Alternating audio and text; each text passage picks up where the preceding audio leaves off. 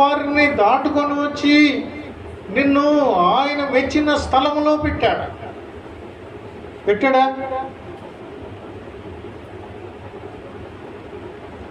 నీ జీవితంలో ఎన్ని ఉపకారాలు, నీ జీవితంలో ఈ 40 ఏళ్ల దారిలో ఎన్ని ఉపకారాలు, ఎన్ని ఆశ్చర్యమైన కార్యాలు. తిండి లేకపోతే తిండి ఇచ్చాడు, బట్ట లేకపోతే బట్ట ఇచ్చాడు, నీకు చెప్పులు అరిగిపోకుండా చేశాడు, పైన ఎండ దెబ్బ తగలలేదు, వాన దెబ్బ తగలలేదు, చీకటి దెబ్బ తగలలేదు. ఎన్ని తోడుకొని వస్తే మన నిజ జీవితంలో కూడా ఇవన్నీ జరగలేదా? వీటన్నిటి నుంచి కాపాడుకొని వస్తూ ఉంటే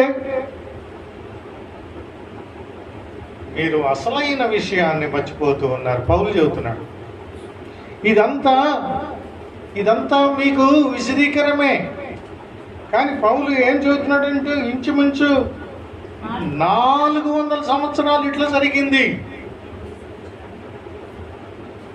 అయితే అటు తర్వాత ప్రవక్త అయిన సమూయేలు వరకు న్యాయాధిపతులను నిర్మించాడు. న్యాయాధిపతుల తర్వాత రాజులను నిర్మించాడు. మొట్టమొదటి రాజు మనము ధ్యానం చేశామున్నా ఎవరు? సౌలు ధ్యానము చేశాం. ఆ తర్వాత సౌలు ఆజ్ఞను అతిక్రమిస్తే ఆయనను దించివేశాడు.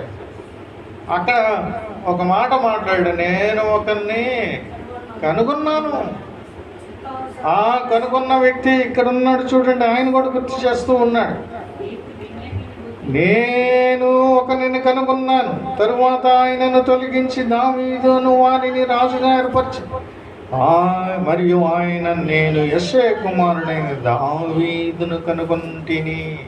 ఇంకా స్పష్టంగా చెప్పాడు అక్కడికంటే కూడా కదా, సమూయేలు రాసిన గ్రంథములో కంటే కూడా ఇతడు నా ఇష్టానుసారుడైన మనుషుడు, అతడు నా ఉద్దేశములన్నీ నెరవేర్చునని చెప్పి అతనిని గురించి సాక్ష్యం ఇచ్చాను.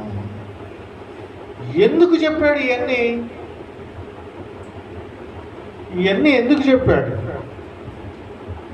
మీరేమైనా మాట్లాడతారా విశ్రాంతి దినమందు? మీరేమైనా మాట్లాడగలుగుతారా అని ప్రధాన యాజకుడు అన్నప్పుడు పౌలు ఈ విషయాలన్నీ, ధర్మశాస్త్రం మీద పట్టున్నటువంటి ఈ పౌలు ఈ విషయాలన్నీ చెప్పి అతని సంతానము నుండి దేవుడు తన వాగ్దానము చొప్పున ఇశ్రాయేలు కొరకు రక్షకుడగు యేసును పుట్టించాడు. ఇది చెప్పటానికి, ఈ మాట చెప్పటానికి అదంతా ఇంట్రడక్షన్ ఇచ్చాడు దేవుడు.